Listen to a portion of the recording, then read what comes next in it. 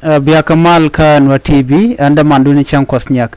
gwasa me gor jeno de na me de jenong ye ala cheremi mo gor liang ko kondial no jodan baroy tine jen meteke turmu yen mo gwasa me no diyen ngane ne to ka gade tiene chigane ti dit okay no ka gade tiene ban right tine na mo Kenyam biya kamal ka Nuer TV gor jeno de ko roinde kon ka cherten mi jiram jirit gor jeno der channel der support kidi chonga channel kel gwaye lerban lat gwa same na me mo kane kon dial kon de lanore no kad ne ni ngati ka gad cha mo ka match SSPDF kan gad ne ni ngati kane de tiene long donc ran ken run wel jokan ne chop donc te gurun wero kam mo ka match enetin kontila de ne kirm yadit no amugu ya ne de ti raina mrak kone no chicken chika ngade chika jang but ken katat ka ga ten ka jodana chalat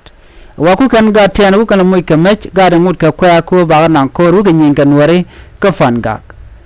na me ambe be de long anu ba ga de ten ba ga nan re kur ke ba ka ngai ko na je ga ne shang che chong cha ja ma ka na mon chim la ma ka na no mon ne tu mon cha de mon to so jo me mi je ga long ka do dana lat kene je ke ta dan lat kene je bu commission me bana jang ngajen go mi leren tem right now Canadian contin la jang kene tat okay jang ene tat kan te kala de me gui kon me no gwad me ne ti kan dial kan ni sha go cha ngech no ba ka ngech ke cha ta ne cha tu ni jore de che tun kap ko me ke jora na cha ge je cha kap ko me ka ba ga jagwan ko gwadan tin no ta gaten no na meni jagalung by the way la ku min mon che gurne de ga de ka la de ne ngai kon diala ba ta mu rai kona lel ku mikin ya dida ala SSPD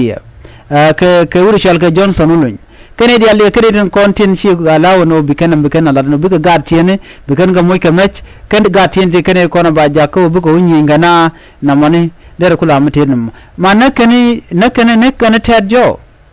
nakane tad jenen yan moti gutin man tarbiyale gu yana magwaz man okay tarbiyale man so na me nakana gad ko de kan ga jago wo kan kor no na mo der kula mutin na me chi chong bayni mi na me de je yikwet ano jego gad ba ka jago bu ko kor ka do mi shajan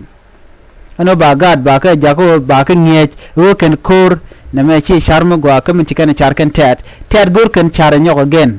gor kan char long che gwa no de kan mission mo de kan la no de ka gar ken de kan kor ade kan ka unye e ya nyinya kan wari an mom bej run cha ga cha na gurun bishe man ken ye che tongo ba shwarik na mbe jelong so jo me mle ro den tama en o sha ga de ti sha ga ngi ga ne ni ngati sha ga ngi jala de ni ku me SSPDF no tin pin kirma yadit wa kam ne yaga ka ted guri chal ga Johnson ulun ano ko jen gor jen o der te gade mi dire long ngai kono no de tane che dire long tam ko dio je jenna tedial la tedial ngene ken diene ken dial dio je kala de ni montama ano ke ken ne dial kono cha gor no bi fan biga fan ga kana wadak kwi ken ta dan buto gurun no re shana je gor no bi kon wake up ban ran jej ko ne meni ka kon ba wo mo kare go ne ke kon ba ju no te ga ga de nyinga kono so jentare na mo gwaye jo me gor je de nyoga ye kel en ban yo je le ren biati kamal